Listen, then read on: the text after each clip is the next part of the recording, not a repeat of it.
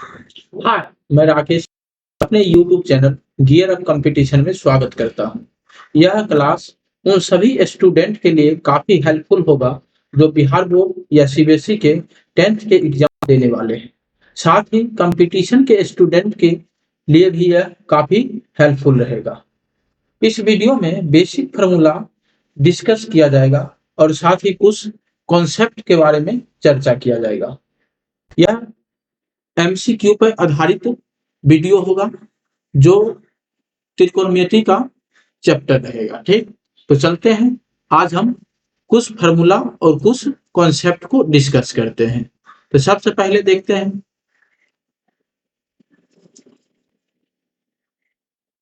देखिए यहाँ पर जो है त्रिकोणमिति।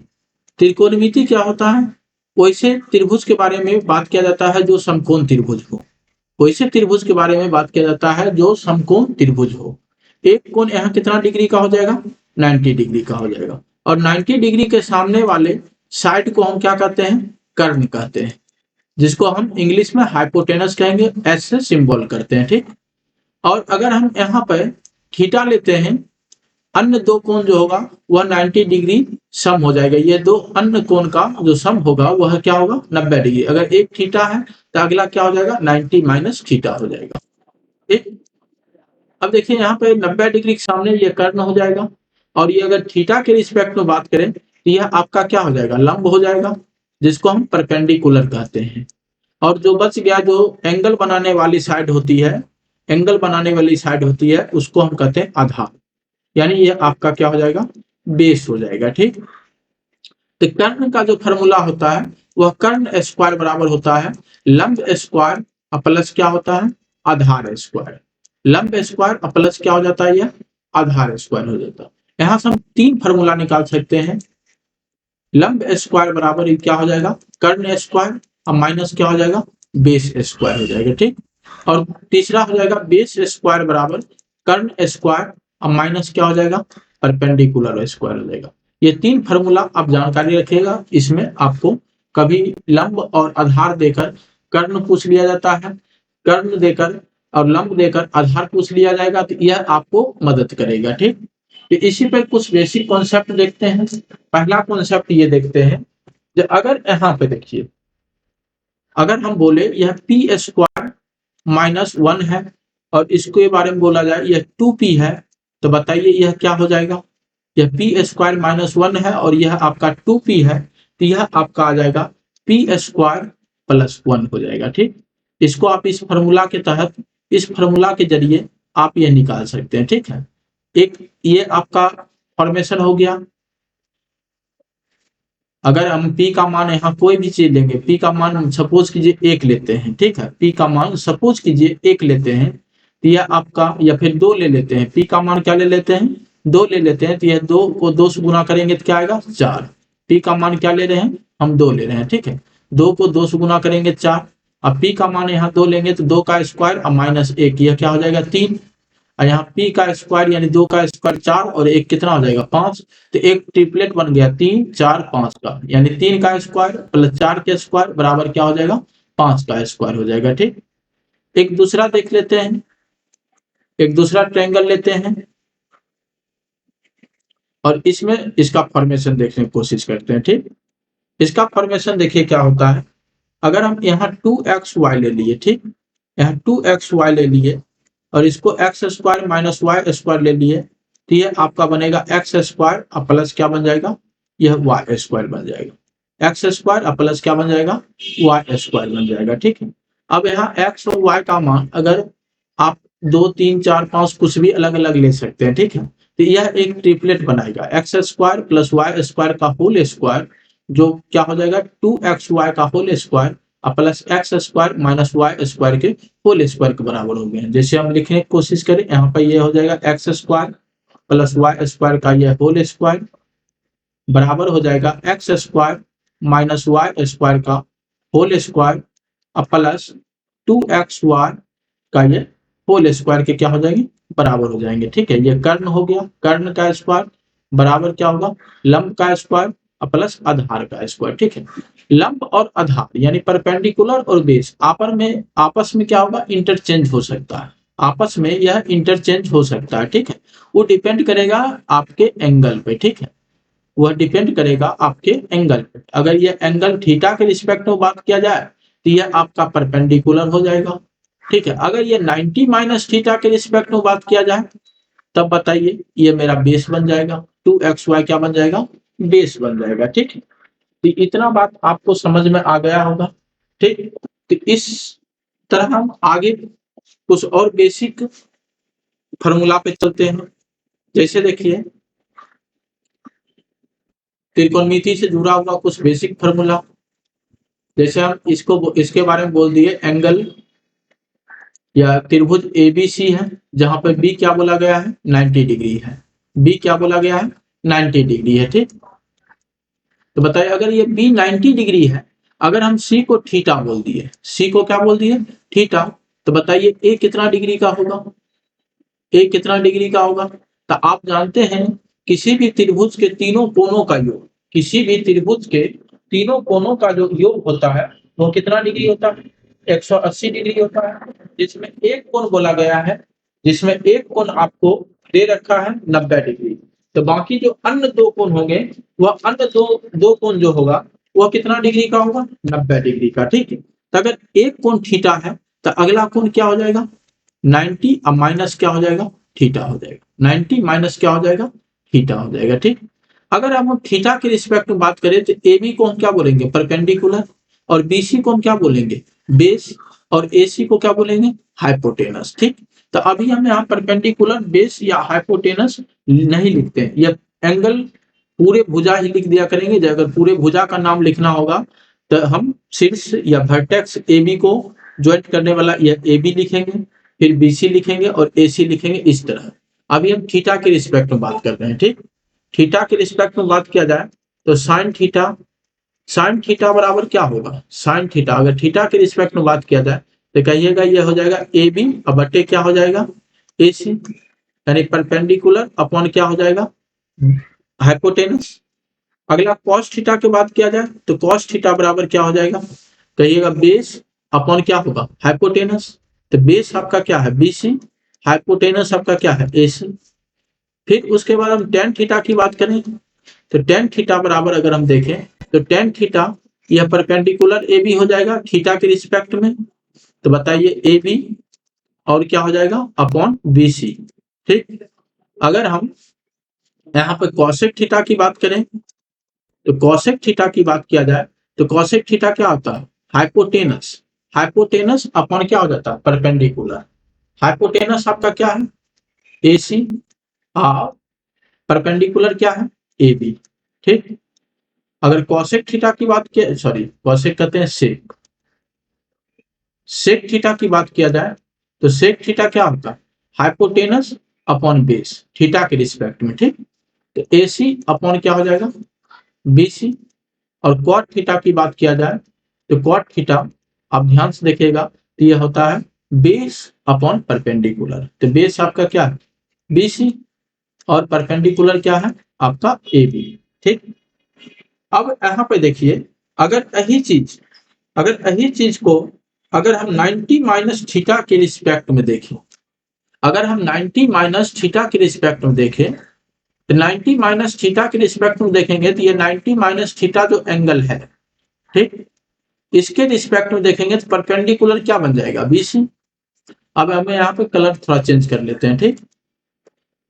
अगर हम 90 माइनस थीटा के रिस्पेक्ट में देखें तो यह बीसी मेरा क्या बन जाएगा, परपेंडिकुलर, और यह 90 माइनस थीटा बनाने वाली साइड ए बी, तो ए बी मेरा क्या बन जाएगा, बेस, ठीक। तो अब बताइए बीसी और हाइपोटेनस एसी, तो बीसी और एसी, तो यहाँ पर हम क्या लिख सकते हैं, साइन 90 माइनस थीटा लिख सकते हैं। बीसी मेरा परपेंडिकुलर हो गया, एसी मेरा क्या हो गया, हाइपोटेनस हो गया। तो BC by AC sine 90 minus theta लिख सकते हैं। उसी तरह अगर ए बी बाय ए सी देखें तो ए बी मेरा बेस हो गया और ये मेरा हाइपोटेनस हो गया। तो ये बताइए कॉस 90 माइनस थीटा हो जाएगा, ये कॉस 90 माइनस थीटा हो जाएगा। अब यहाँ पे देखेंगे A B by B C, अब देखिए ए बी मेरा बेस है और बी सी क्या परपेंडिकुलर है। तो बेस अपॉन परपेंडिकुलर क्या होता है, कॉट थीटा होता है। तो ये 90 माइनस थीटा में अगर हम देखेंगे तो ये क्या हो जाएगा, कॉट 90 माइनस क्या हो जाएगा, थीटा हो जाएगा। कॉट 90 माइनस क्या हो जाएगा, ये थीटा हो जाएगा, ठीक। अब उसी तरह AC, AC क्या है, हाइपोटेनस है, और AB क्या है, बेस है। हाइपोटेनस बाय बेस क्या होता है, हाइपोटेनस बाय बेस। अगर हम थीटा के रिस्पेक्ट में देख 90 माइनस थीटा के रिस्पेक्ट में देख रहे हैं तो ये बताइए हाइपोटेनस अपॉन बेस जो होता है वो सेक का होता है, ठीक है। और ये 90 माइनस थीटा के रिस्पेक्ट में देखा जाएगा तो ये हो जाएगा आपका सेक 90 माइनस क्या हो जाएगा, थीटा। सेक 90 माइनस क्या हो जाएगा, थीटा, ठीक। अब बताइए AC, AC आपका क्या है, कर्व, और BC आपका क्या है, परपेंडिकुलर 90 माइनस थीटा के केस में, ठीक। तो यहाँ BC देखिए, अगर BC देखा जाए तो ये क्या हो जाएगा, कॉसेक 90 माइनस थीटा, ठीक। अगर 90 माइनस थीटा के रिस्पेक्ट में बात करें तो ये मेरे लिए परपेंडिकुलर, ये कर्ण हो गया, और ये मेरे लिए परपेंडिकुलर हो गया, ठीक। तो कर्ण अपॉन क्या होता है, लंब आपका कॉसेक थीटा होता है, ठीक। अब कॉट थीटा, BC देखिए क्या है, लंब हो गया, और AB क्या है, बेस हो गया। तो लंब बटे आधार, लंब बटे आधार जो होता है वो क्या होता है, tan होता है। किसके केस में, 90 माइनस थीटा के केस में। ये tan 90 माइनस क्या हो जाएगा, थीटा हो जाएगा, ठीक। तो ये बात आप समझ में आ गया होगा। जो साइन थीटा बराबर cos 90 माइनस थीटा क्यों लिखते हैं, cos थीटा बराबर साइन 90 माइनस थीटा क्यों लिखते हैं, tan थीटा बराबर cot 90 माइनस थीटा क्यों लिखते हैं, ठीक है। तो इस तरह आपको प्रमाणित करते हुए भी हम आगे ले गए हैं, ठीक। ये बात आप लोग को क्लियर हो गया होगा। तो अब चलते हैं दूसरा केस में। दूसरा केस मतलब जिसमें आपको कुछ जैसे 0 डिग्री, 30 डिग्री, 45 डिग्री और 60 डिग्री और 90 डिग्री का मान आपको याद रखना चाहिए, ठीक है। क्योंकि आप 10वीं का परीक्षा देने जा रहे हैं, ये सब चीज आपके बायहट होना चाहिए, एकदम जुबान पे सेट होना चाहिए, ठीक है। अगर हम थीटा की बात करें तो theta 0 degree, 30 degree, 45 degree, 60 degree और 90 डिग्री, ठीक। अगर हम बात करें साइन, कॉस और टेन, ये तीन का मान अगर आपको याद है तो फिर उसको आप फार्मूला के तहत भी निकाल सकते हैं जल्दी जल्दी। साइन जीरो, साइन जीरो क्या देगा, साइन जीरो आपका जीरो होता है, ठीक। साइन 30 डिग्री क्या होता है, 1/2 होता है। साइन 45 क्या होता है, 1/√2 होता है। Cos 60 degree, sorry sine 60 degree कितना हो जाएगा, √3/2 हो जाएगा। और साइन 90 क्या होता है, 1 होता है। और यहाँ पे एक बेसिक बात समझ लीजिए, टेन थीटा जो होता है आपका, टेन थीटा जो होता है वो होता है sine theta upon cos theta, ठीक है। Sine theta upon cos theta. और कॉट थीटा जो होता है वो आपका होता है cos theta upon sine theta होता है, ठीक। तो यहाँ देखिए कॉस थीटा क्या होगा, 0, तो यह आपका 1 हो जाएगा। और कॉस 30 क्या हो जाएगा, √3/2 हो जाएगा। और कॉस 45 क्या होगा, 1/√2 होगा। कॉस 60 डिग्री क्या होगा, 1/2 होगा। और कॉस 90 क्या हो जाएगा, 0 हो जाएगा, ठीक। अब देखिए टेन थीटा, साइन थीटा बटा कॉस थीटा। अगर टेन 0 लेंगे तो साइन 0 बटे कॉस 0। 0 में 1 से भाग लगाएंगे तो क्या होगा, 1 होगा। सॉरी, 0 में 1 से भाग लगाएंगे तो ये आपका क्या होगा, 0 होगा, ठीक है। अगर ऊपर में कोई 0 है, नीचा कोई नंबर है, ठीक है, अगर उसमें हम भाग लगाते हैं तो वह क्या होता है, 0। लेकिन अगर ऊपर कोई नंबर है और नीचा कोई 0 है, ठीक है, डिनोमिनेटर अगर 0 है तब ये क्या होता है, नॉट डिफाइंड, या फिर इसको इनफिनाइट भी कहते हैं, नॉट डिफाइंड, ठीक।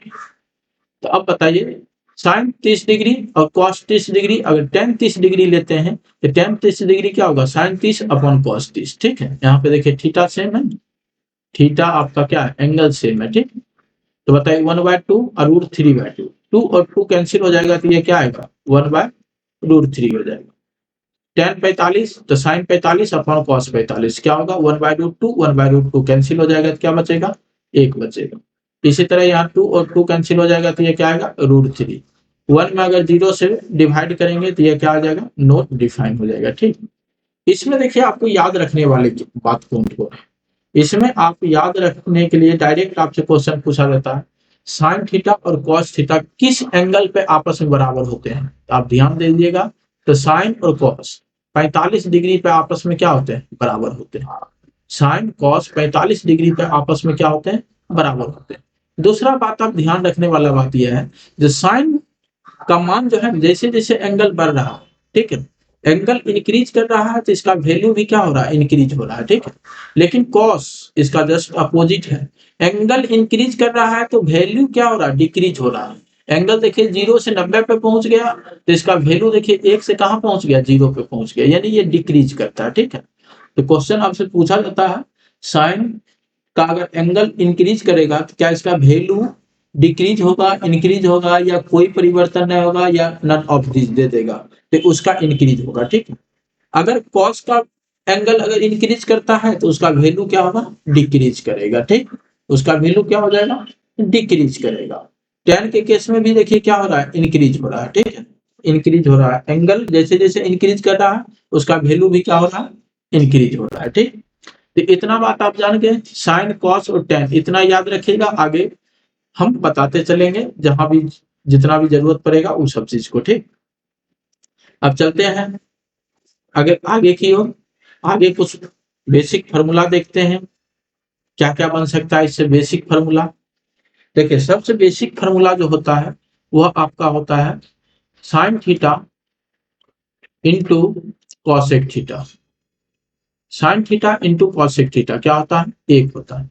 आप एक बात और ध्यान रखिएगा, अगर एक्स गुना वाई, अगर एक्स गुना वाई अगर एक होता है तो यह एक्स और वाई एक दूसरे का रेसिप्रोकल कहलाता है। एक्स और वाई एक दूसरे का क्या कहलाता है, रेसिप्रोकल कहलाता है, यानी अपोजिट। दो संख्याओं का गुणनफल अगर एक होता है तो वह दोनों संख्या एक दूसरे के रेसिप्रोकल कहलाता है।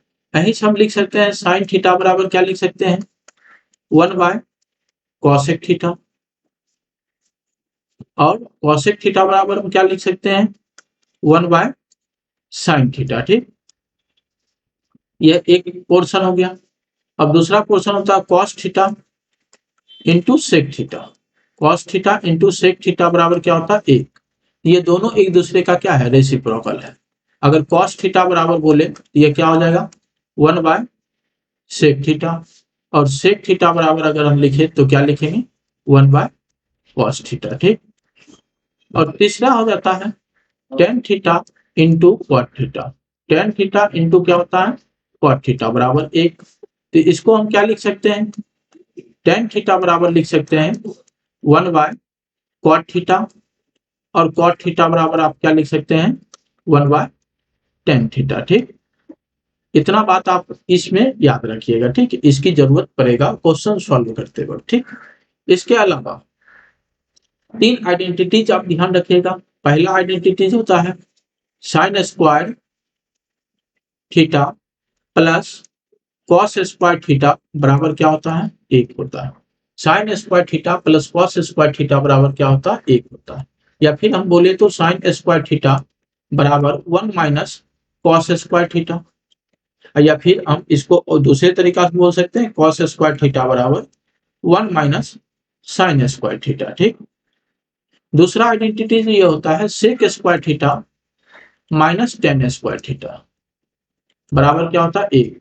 इसको हम लिख सकते हैं सेक स्क्वायर थीटा बराबर 1 प्लस टेन स्क्वायर थीटा, या फिर टेन स्क्वायर थीटा बराबर हम लिख सकते हैं सेक स्क्वायर थीटा माइनस 1, ठीक। और तीसरा आइडेंटिटी हो जाता है cosec square theta minus cot square theta बराबर एक। इसको भी हम लिख सकते हैं कॉसेक स्क्वायर थीटा बराबर 1 प्लस कितना हो जाएगा, कॉट स्क्वायर थीटा, या फिर हम बोले कॉट स्क्वायर थीटा बराबर ये हो जाएगा कॉसेक स्क्वायर थीटा माइनस 1 हो जाएगा, ठीक।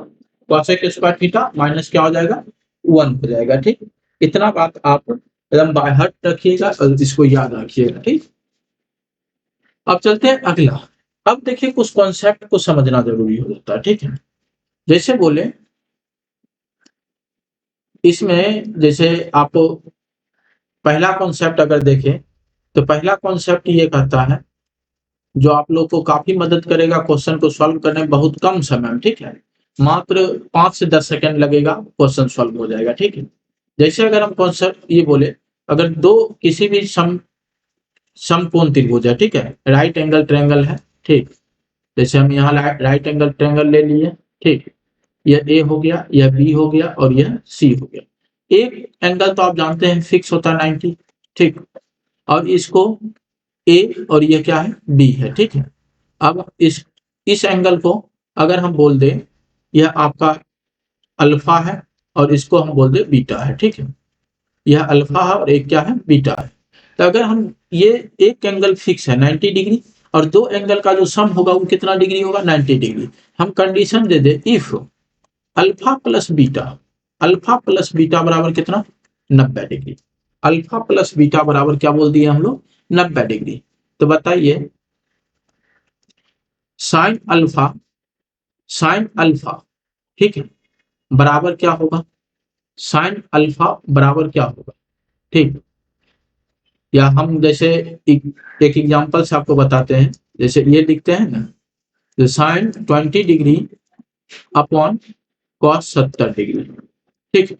इसका मान क्या होता है, 10th के क्लास में इस टाइप का क्वेश्चन बहुत सारा एमसीक्यू में पूछा जाता है। Sine 20 degree plus upon cos 70 degree का मान क्या होता है, ठीक है। तो यहाँ पे से अगर हम यहाँ पे ये चीज को हटा दें और ये एक मिनट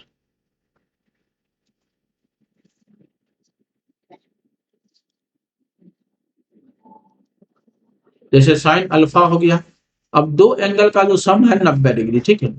अब sine alpha upon cos beta, sine alpha और कॉस बीटा, साइन के साथ क्या होगा, कॉस होगा, ध्यान रखिएगा साइन के साथ क्या होगा, कॉस होगा, ठीक है।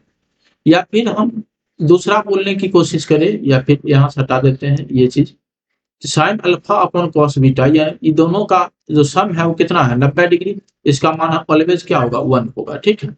अब जानते हैं टेन के साथ क्या होता है, कॉट होता है। तो अगर हम बोले tan alpha upon cot beta, tan alpha upon cot beta, इसका भी मान क्या हो जाएगा, 1 हो जाएगा, ठीक है। और कॉसेक के साथ क्या होता है, सेक होता है। तो cosec alpha upon sec beta, तो इसका भी मान क्या हो जाएगा, 1 हो जाएगा, ठीक है। इसका भी मान क्या आएगा आपका, 1 ही आएगा, ठीक। और इसका ये तो एक कॉन्सेप्ट हो गया इस पर। और सेम कंडीशन के साथ, सेम कंडीशन के साथ दूसरा कॉन्सेप्ट, ठीक है। जैसे sign square alpha plus cos square alpha, sign square alpha plus cos square alpha, ठीक है। साइन स्क्वायर अल्फा प्लस क्या लिख रहे हैं हम लोग, कॉस स्क्वायर अल्फा लिख रहे हैं, ठीक, सॉरी कॉस स्क्वायर यहाँ पे क्या हो जाएगा, बीटा हो जाएगा। साइन स्क्वायर अल्फा प्लस क्या हो जाएगा, कॉस, एक मिनट यहाँ पे एक मिनट रुकिएगा। साइन स्क्वायर अल्फा प्लस क्या लिख रहे हैं हम लोग, साइन स्क्वायर बीटा, ठीक है।